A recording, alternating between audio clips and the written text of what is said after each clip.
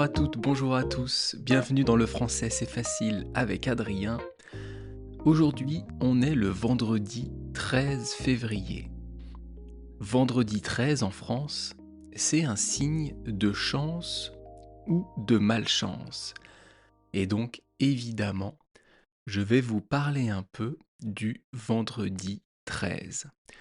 Pourquoi on considère que c'est un jour spécial? Et après, dans la deuxième partie du podcast, je vous expliquerai l'expression être remercié ou soyez remercié. Ça veut dire deux choses différentes. Mais d'abord, le vendredi 13. Alors déjà, il faut savoir que le vendredi 13, ça arrive au moins une fois par an. Donc une fois par an minimum, on a un vendredi 13. Et en France, c'est un signe de malchance pour certains et de chance pour d'autres. Il y a des personnes qui pensent vraiment que le vendredi 13 est un mauvais jour ou un très bon jour. Alors moi, personnellement, je ne crois pas du tout à ça. Et vous, est-ce que vous pensez qu'il y a des jours qui sont avec de la chance et d'autres avec de la malchance? Ou plus généralement, est-ce que vous pensez que la chance et la malchance existent? Moi, je ne pense pas. Je pense que ce n'est qu'une histoire de nombres, de statistiques, et c'est tout. D'ailleurs, le vendredi 13, je ne sais même pas si ça existe ailleurs qu'en Occident, et je ne sais même pas si en Europe, c'est le même jour qui est considéré comme chanceux ou malchanceux. Je sais qu'en Chine et au Japon, c'est le chiffre 4 qui est considéré comme de la malchance, parce que 4, ça se dit shi ou yon, et shi, ça veut dire aussi la mort. C'est pour ça que le chiffre 4, au Japon et en Chine, est considéré comme porte-malheur. C'est le contraire d'un porte-bonheur, ça apporte du malheur. Et donc de croire à ça, de croire à la chance, à la malchance, ça s'appelle être superstitieux. C'est un mot un peu compliqué, je vous le répète, superstitieux. Et ça vient du mot superstition, ça c'est le nom. Les superstitions, c'est croire que certaines choses, comme le vendredi 13, sont spéciales, au niveau chance ou au niveau malchance. Si ça vous intéresse, et si vous voulez en apprendre un peu plus sur les superstitions, je vous invite à écouter 4 épisodes de mon podcast parce que j'en ai déjà parlé. J'en ai parlé sur 4 épisodes à la suite. Et ces épisodes, c'est à partir de l'expression si tu veux grandir, mange ta soupe. Ça devait être, je pense, vers le mois de septembre ou le mois d'octobre. Donc pour ceux qui veulent écouter, il faut écouter à partir du podcast si tu veux grandir, mange ta soupe. Et là, je vais parler, plutôt, j'ai parlé des superstitions. Mais aujourd'hui, on va se focaliser sur le vendredi 13. Alors pourquoi on considère que c'est un jour spécial? Pourquoi on considère que ça va apporter de la malchance ou de la chance? Alors il y a plusieurs raisons. La première, c'est que apparemment, c'est le jour de la mort de Jésus. Donc il y a une racine biblique de la Bible, il y a une racine religieuse. Ça serait le jour où Jésus est mort, et donc c'est de la malchance, c'est quelque chose de malheureux, de triste. Ensuite, on va encore parler de Jésus et du dernier repas de Jésus et des apôtres. ce dernier repas où il dit, «Prenez et mangez-en tous, ceci est mon corps, gna gna gna gna. Prenez et buvez-en tous, ceci est mon sang», et cetera, et cetera. Eh bien, à ce repas, il y avait 13 personnes. La 13e, qui c'est? C'est Judas. C'est le traître qui va dénoncer Jésus. Et donc cette 13e personne, ce numéro 13, est considéré comme quelque chose de malheureux parce que c'était un traître. D'ailleurs, en parlant du dernier repas de Jésus, ce repas, pardon, il a été peint par Léonard de Vinci. Et ça s'appelle La Seine. Et franchement, c'est magnifique. Je dis ça parce que je l'ai vu en vrai. Quand je suis allé à Milan, je suis allé à l'endroit où il y a ce tableau. C'est plus d'ailleurs une fresque qu'un tableau, c'est énorme. Et il est à l'église Santa Maria delle Grazie. C'est en Italie, à Milan. Le problème, c'est que ce tableau, cette œuvre de Léonard de Vinci, elle est archi connue dans le monde entier. Donc tous les gens qui sont à Milan veulent aller le voir, ou la voir si on dit une œuvre, et il y a beaucoup de monde, c'est horrible, faut réserver des semaines à l'avance, des mois à l'avance, et on attend sur place, il y a trop de monde, il y a trop de touristes, comme dans toutes les villes touristiques du monde. Enfin bref, c'était magnifique. Et d'ailleurs à Milan aussi, pour ceux que Léonard de Vinci intéresse, comme moi, je trouve que c'est un génie absolu. Le mec, il a créé des choses au 15e siècle, 15e, 16e, quelque chose comme ça. Donc il y a plus de 500 ans. Vraiment incroyable. C'était un peintre, un sculpteur, un chercheur, un architecte, un maquettiste, tout ce que vous voulez. Et tout ce qu'il a créé, c'est hallucinant. À Milan, au bout de la grande galerie très connue, je crois que c'est la galerie Emanuele II, je crois que c'est ça, à côté du Duomo. Eh bien, au bout de cette galerie, vous avez le musée Léonard de Vinci. Et j'y suis allé aussi, et c'est sublime. Franchement, il y a beaucoup de ses créations. Le mec était en avance sur son temps. Un inventeur de génie. D'ailleurs, il y a une BD qui existe, basée sur Léonard de Vinci. C'est une bande dessinée humoristique qui s'appelle Léonard le génie. Et dans une prochaine vidéo sur les bandes dessinées, pour vous aider à améliorer votre français, que vous retrouverez sur ma chaîne YouTube, je vais utiliser un gag, donc quelques images de Léonard le génie, pour vous permettre de mieux comprendre le français tout en s'amusant. Bref, je referme la parenthèse sur Léonard de Vinci et je reviens au vendredi, au vendredi 13, pardon. Donc le 13, on a compris, c'est un jour chanceux ou malchanceux selon les personnes. Et les sociétés ont bien compris ça. Et surtout, les sociétés de jeux d'argent. Les sociétés basées sur la chance, comme le loto, l'euro-million, toutes ces loteries où c'est quasiment impossible de gagner. Et donc tous les vendredis 13, il y a des super cagnottes spéciales, des super lots, des trucs particuliers. Et c'est incroyable parce que les statistiques, ça veut dire les chiffres, montrent que il y a beaucoup plus de monde qui joue le vendredi 13 que d'habitude. Ça veut dire qu'il y a des Français qui pensent vraiment que le vendredi 13, ils vont avoir de la chance. Je trouve ça assez marrant, ou peut-être assez pathétique, je sais pas. Alors moi je dis pas, hein, si je gagne au loto, je suis très content.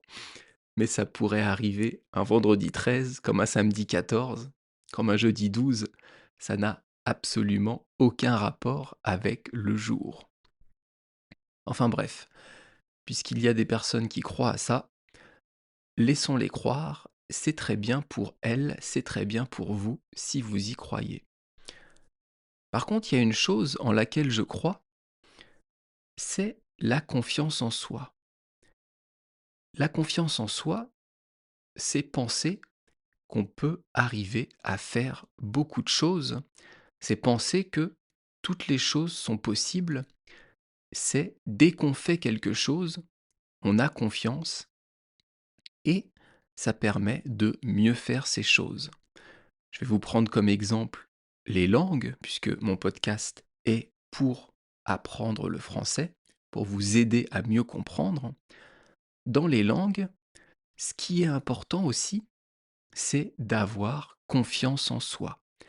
C'est pas grave si vous faites des fautes. C'est pas grave si vous ne connaissez pas des mots.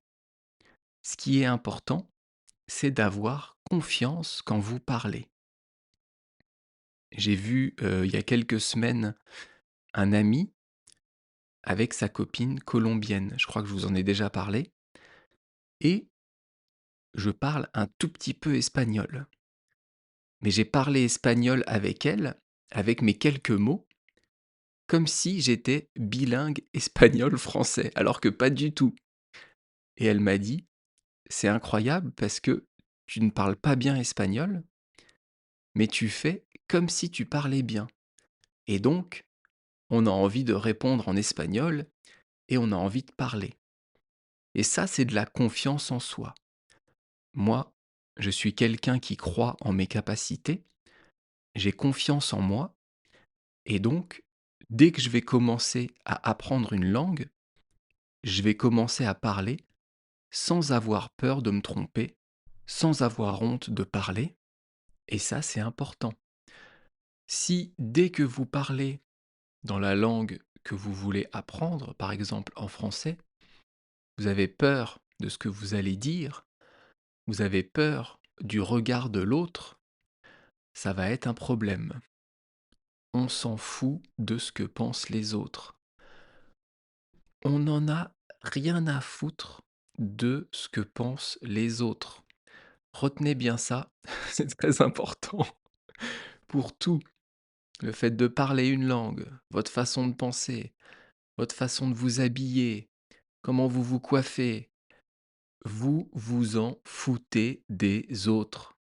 Vous, c'est vous, faites ce que vous voulez, soyez en accord avec vous-même et ça ira beaucoup mieux. Enfin bref, j'ai un peu dérivé du vendredi 13, pardon. Et maintenant, on va passer à une expression qui m'a été demandée par un auditeur qui s'appelle Louis Lève, ou Louis Lévé d'ailleurs, je sais pas comment on dit. Merci de ta demande en tout cas. Cette expression, c'est être remercié. Alors lui, il m'a parlé de soyez remercié. Alors c'est deux choses un peu différentes, et pourtant c'est le même verbe. Être remercié, s'il est utilisé par exemple au passé composé, si je dis j'ai été remercié et soyez remercié, ça peut vouloir dire des choses différentes. Alors on va commencer par la première formule, j'ai été remercié. Ça c'est du passé composé. Ça peut vouloir dire tout simplement on m'a dit merci. Remercier quelqu'un, c'est lui dire merci. Le remercier pour l'aide qu'il vous a apportée. Si quelqu'un vous aide à déménager, vous allez lui dire merci de ton aide, merci de m'avoir aidé. Et si vous parlez de ce que vous avez dit à une autre personne, vous direz je l'ai remercié. J'ai remercié la personne qui m'a aidé à déménager. Et quand on utilise soyez remercié ou soyez-en remercié, c'est beaucoup plus poli. C'est très très très respectueux, très très poli. Vous pouvez utiliser ça quand quelqu'un vraiment, vous a aidé extrêmement, vous a infiniment aidé. Vous pouvez utiliser ça quand vous parlez au nom de plusieurs personnes. Je sais pas, par exemple, vous représentez une association, un groupe de personnes et vous allez parler à un autre groupe de personnes qui vous a aidé et vous direz: «Au nom de l'association, merci pour votre aide, soyez-en remerciés». Et ce «soyez», c'est quoi? C'est l'impératif du verbe être. Je vous rappelle ce que c'est l'impératif. Pour faire simple, c'est un temps, un mode pardon, qui est utilisé pour exprimer un ordre, un souhait, quelque chose que vous voulez, ou une suggestion, un conseil. L'impératif, il ne se conjugue qu'à 3 personnes: le «tu», le «nous» et le «vous». Mais on ne prononce pas les personnes. On ne dit pas «vous soyez remerciés», ça n'existe pas. On dit «soyez remerciés». Donc je vais vous conjuguer le verbe être à l'impératif, donc à ces 3 personnes. Avec le «tu», donc à la deuxième personne du singulier, c'est «soi». S-O-I-S. Première personne du pluriel, le «nous», c'est «soyons» et le «vous», «soyez». Vous voyez, il n'y a que 3 personnes. Il n'y a que 3 conjugaisons possibles pour le mode impératif. Soit, soyons, soyez. Et ça, c'est le cas pour tous les verbes du français. À l'impératif, il n'y a que 3 conjugaisons possibles et donc ça exprime un ordre, un souhait, un conseil, une suggestion. Donc ça, c'est le sens premier, le sens le plus simple de être remercié, de soyez remercié. Mais il y a un autre sens que je vous ai mis sur l'image du podcast. Et ce sens, ça veut dire que vous avez été viré de votre travail. Si vous dites, en rentrant chez vous le soir: «Écoute, aujourd'hui, ça s'est mal passé, j'ai été remercié». J'ai été remercié, ça veut dire que j'ai été licencié, j'ai été viré. Donc que vous avez perdu, que j'ai perdu plutôt, mon travail. Mais c'est une façon jolie de le dire. Au lieu de dire j'ai été viré, on va dire j'ai été remercié. Ou plutôt, on peut dire j'ai été remercié. Quand ça se passe bien, on dit j'ai été remercié. Quand ça se passe pas bien, on dit j'ai été viré. Donc vous voyez comment une même expression, des mêmes mots, peuvent dire des choses différentes. Et ça, c'est très intéressant. C'est le cas bien sûr dans toutes les langues, et donc aussi en français. Après là, je vous ai parlé de votre travail, d'un travail pour lequel vous auriez été licencié, été viré, mais ça peut aussi être, comme je vous disais tout à l'heure, une association. Ça peut être un groupe de personnes qui se réunissent pour quelque chose. Vous pouvez dire j'ai été remercié, j'ai été viré, j'ai été exclu, on m'a sorti du groupe en fait. Mais c'est une façon de le dire plus poliment, plus joliment. Voilà, c'est ça. C'est tout. En anglais, c'est to be fired, ça c'est pour être viré. Et je pense que après le côté remerciement, on dit to be blessed ou to be thanked.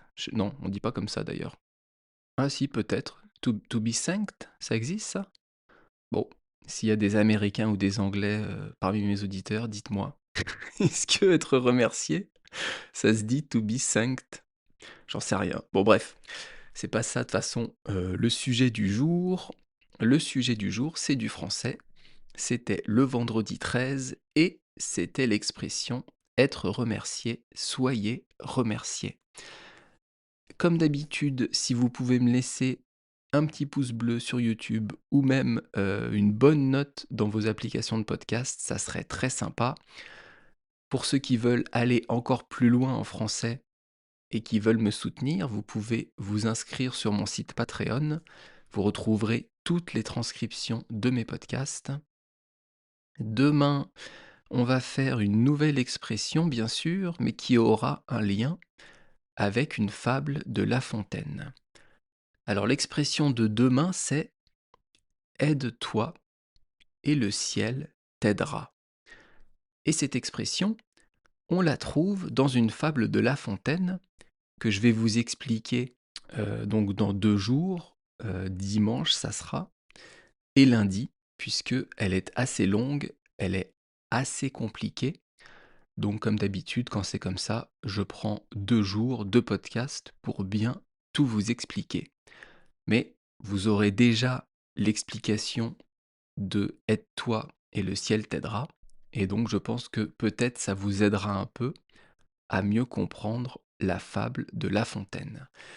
Je vous laisse ici pour aujourd'hui. Merci beaucoup de m'avoir écouté jusqu'au bout. On se retrouve demain et d'ici là, je vous souhaite de passer une bonne journée. À bientôt. Bye bye. Hasta luego. Matane.